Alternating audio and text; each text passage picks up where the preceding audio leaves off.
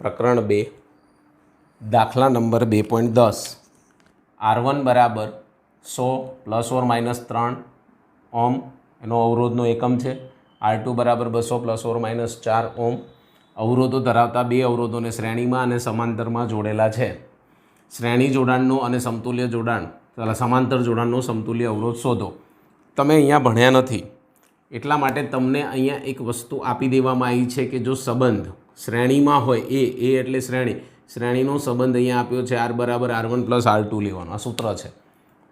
12 સાયન્સની અંદર ત્રીજા ચેપ્ટરની અંદર આવશે જ. અને આ સમાંતર જોડાણનું સૂત્ર છે. આ એની નિરપેક્ષ ત્રુટિ સાથેનું સૂત્ર છે. તો આ સૂત્ર આપણને આપેલા હોય રકમમાં. બીજું કે તમારે આની ડીપમાં અત્યારે પડવાની જરૂર નથી. સૂત્ર લઈને દાખલો ગણ નાખો. બાકી તો શ્રેણી જોડાણ અને એનો આખો તફાવત છે. અત્યારે જો આપણે સમજવા બેસીશું તો પ્રોબ્લેમ થશે. ઓકે, પછી દાખલાને અંતે આપણે સમજીશું આ દાખલાને અંતે કે આ કેવી રીતે ફેરફાર કરીને તમને પૂછી શકે. તો સૌ પ્રથમ આપણે ઉકેલ તરફ આગળ વધીશું. તો પહેલું તમને શું આપવામાં આવ્યું છે એના ઉપર આપણે નોંધ લઈએ. તો પહેલું R1 આપી દીધું છે તો લખીશું R1 બરાબર શું આપી દીધું છે તો કે ભાઈ 100 ± -3 ઓમેગા અથવા ઓહમ.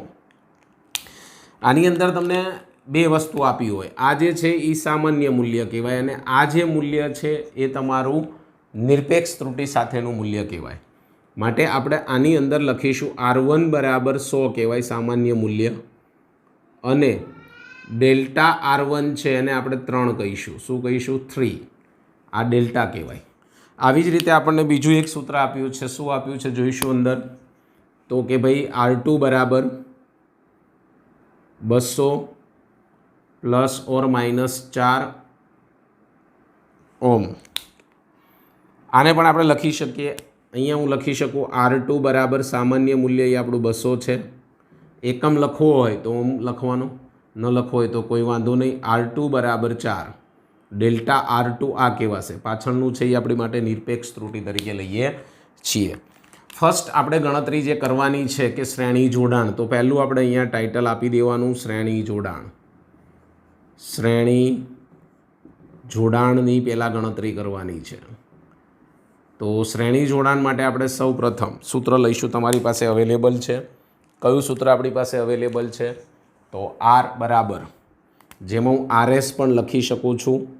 સૂત્ર છે RS બરાબર R1 + R2. આ મેં સામાન્ય મૂલ્ય લીધેલું છે.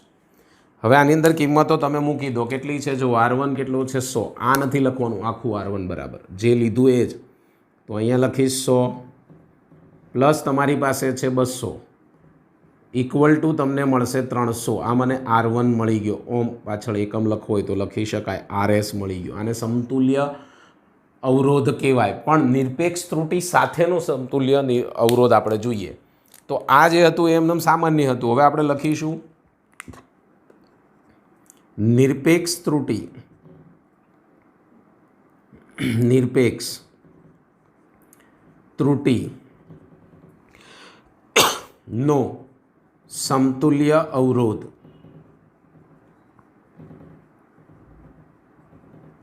તો આપણે અહીંયા લખી શકીએ કે delta RS is equal to delta R1 plus delta R2.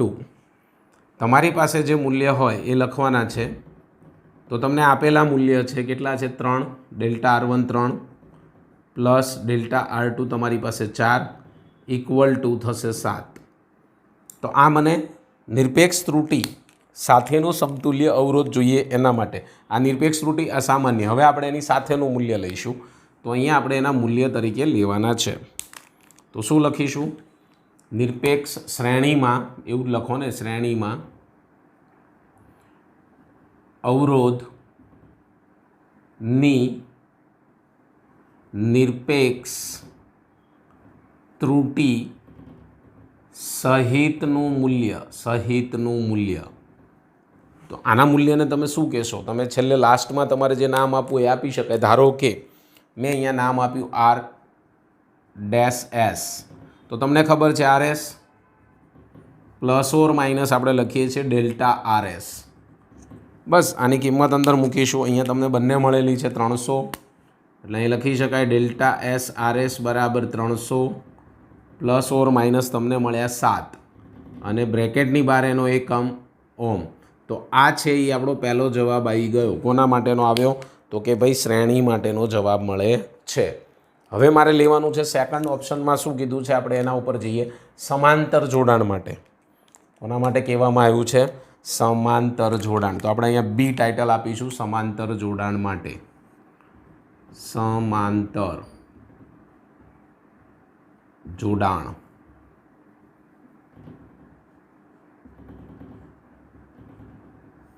સમાંતર જોડાણ માટે આપણે લખીશું સૂત્ર છે ડેલ્ટા 1/r ડેશ એની જગ્યાએ હું RP બરાબર 1/r1 પ્લસ 1/r2.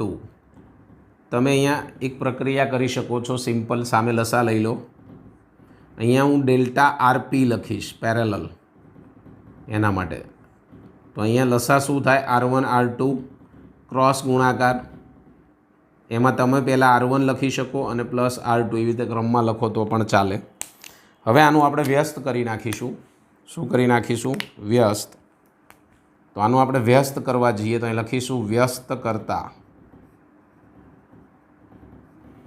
ચલો વ્યસ્ત કરીએ તો શું થશે? અહીંયા આપણી પાસે મૂલ્ય શું આવશે? RP ઉપર જશે, છેદ છે અંશમાં જશે વ્યસ્ત કરો છો એટલે, અને નીચે R1 પ્લસ R2. ચલો કિંમતો મૂકી દો. તમારી પાસે બધું જ આપ્યું છે. R1 R2 બંને આપેલા જ છે. તો આપણે લખીશું RP બરાબર R1 છે એ 100 છે ગુણાકારમાં 200 છેદમાં 100 પ્લસ 200 માટે RP બરાબર નીચે થશે 300. સરવાળો કરીશું પહેલાં તો 300. 2 શૂન્ય અહીંયા ઉડી જશે એટલે તમારે લખવાના થશે 200 છેદમાં 3. એટલે તમારે એનું ડિવાઇડેશન કરવું પડશે અને એનું ડિવાઇડેશન કરશો એટલે 66.7 ઓમ આપણે લખવું હોય તો લખી શકીએ. આ પેરેલલમાં સાદો અવરોધ મળ્યો એટલે કે સમાંતરમાં મને સાદો અવરોધ મળ્યો એવું કહી શકાય. આપણે તો પરંતુ નિરપેક્ષ પણ શોધવાનો છે. તો આની જેમ જ પહેલાં સાદો શોધ્યો પછી નિરપેક્ષ. તો એવી રીતે અહીંયા લખીશ નિરપેક્ષ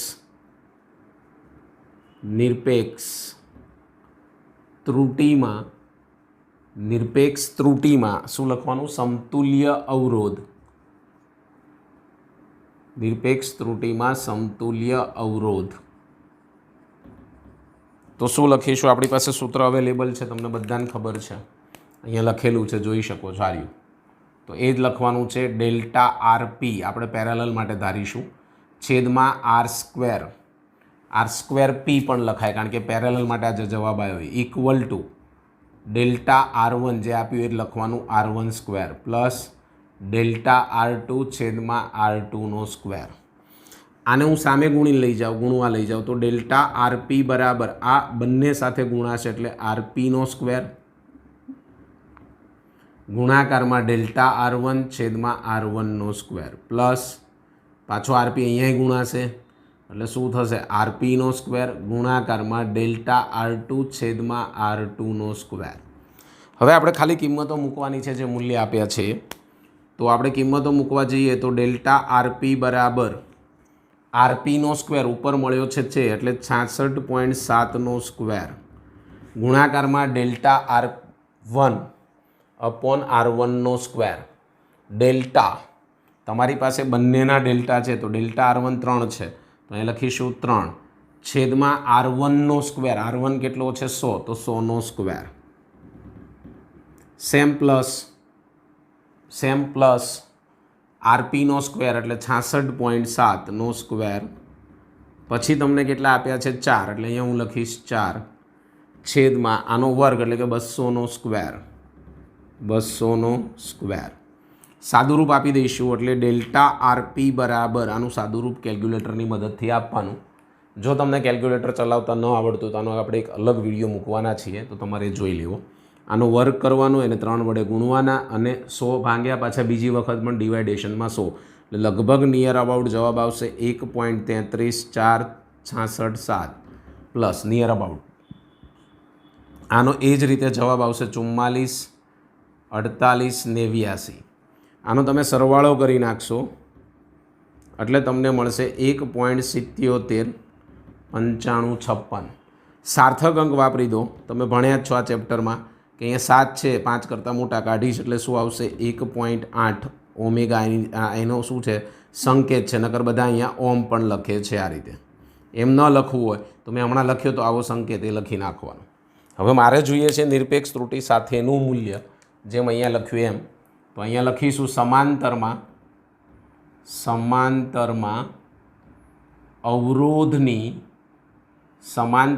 અવરોધની નિરપેક્ષ ત્રુટિ સહિતનું મૂલ્ય. તો હું અહીં લખી શકું delta R dash is equal to P. અહીંયા પી શબ્દ વાપરવો પડશે. પેરેલલ એટલે સમાંતર, એનું ઇંગ્લિશ ઉપરથી. ડેલ્ટા આર ખાલી RP plus or minus delta RP. કિંમતો મૂકી દઈશું. આરપી તમારી પાસે અવેલેબલ છે, અહીંયા જોઈ શકો છો. ક્યાં મેળવ્યો? આ રહ્યો 66.7 plus or minus delta RP 1.8.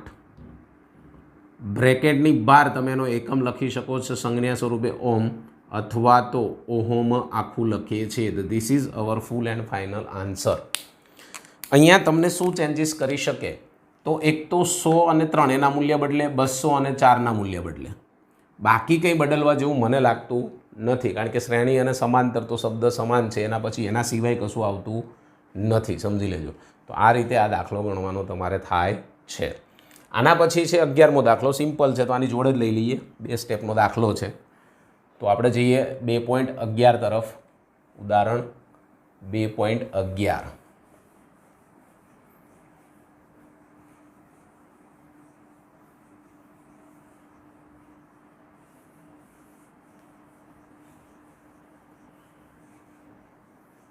ચલો પહેલાં એની રકમ લખી નાખું. સિમ્પલ છે. તમને બી રકમ જો સરખું ધ્યાન આપો તો યાદ રહી જાય એમ છે. 2.11 ઉદાહરણ.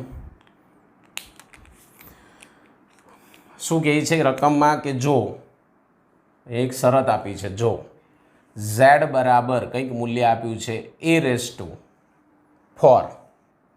અને b⁴ છેદમાં c અને d⁴2. આવી રીતે તમને એક રકમ આપવામાં આવી છે. હવે શું કીધું છે? હોય તો ઝેડમાં સાપેક્ષ ત્રુટિ શોધો. એટલે ઝેડની અંદર તમારે સાપેક્ષ ત્રુટિ શોધવાની છે. હવે સાપેક્ષ ત્રુટિનું તો સીધું અહીંયા સૂત્ર જ આવે. સાપેક્ષ ત્રુટિ એનું તો સીધું સૂત્ર આવે ડેલ્ટા ઝેડ અપોન ઝેડ. તમે ભણી ગયા છો પહેલી પ્રક્રિયામાં 4 આગળ આવશે. ડેલ્ટા એ અપોન એ થિયરી જોઈ લેવી વિદ્યાર્થી મિત્ર, જો ના આવડતું હોય તો. ઇન્ટુ છે અહીંયા, ઇન્ટુ નોટ ફોર ચિન્ટુ, ઓનલી ઇન્ટુ. પ્લસ કરી દેવાનું. એમાં બી ઘાત આગળ આવે 1/3 delta b upon b. Sir હવે ડિવાઇડેશન આવ્યું તો શું? ડિવાઇડેશન આવ્યું તો એ ગભરાવાનું નથી. ત્યાં પણ આપણે પ્લસ વાપરીશું. શું વાપરીશું? પ્લસ જ વાપરવાનું. ડિવાઇડેશન હોય, ગુણાકાર હોય, એના માટે પ્લસ જ સંજ્ઞા છે. આની એક જ ઘાત છે એટલે એક તો આગળ લેવાની જરૂર રહેતી નથી. એટલે delta C upon C plus આગળ આવશે 3/2 ડેલ્ટા ડી/ડી. ડીને યાદ રાખવાની, ભૂલી જવી નહીં. માટે delta D D. This is our answer. હા, તમને જો આ મૂલ્ય આપ્યા હોત તો એ મૂકી દેવાના. દાખલામાં આટલો ચેન્જીસ કરી શકે. આ મૂલ્ય આપ્યા હોય તો બધા મૂકી દો. રકમમાં આપી દે. ધારો કે ડેલ્ટા a/a બરાબર 2%, ડેલ્ટા b/b બરાબર 4%, કેવું આપી દે. અહીંયા 100 વડે ગુણી નાખવાનું, ટકામાં આવી જાય બધા. ગુણાકાર કરીને પછી સરવાળો કરો એટલે જવાબ આવી જાય. સિમ્પલ લોજિક છે આ દાખલામાં. કશું આગળ દોડાવવાનું છે નહીં આપણું ઘરનું. ઓકે.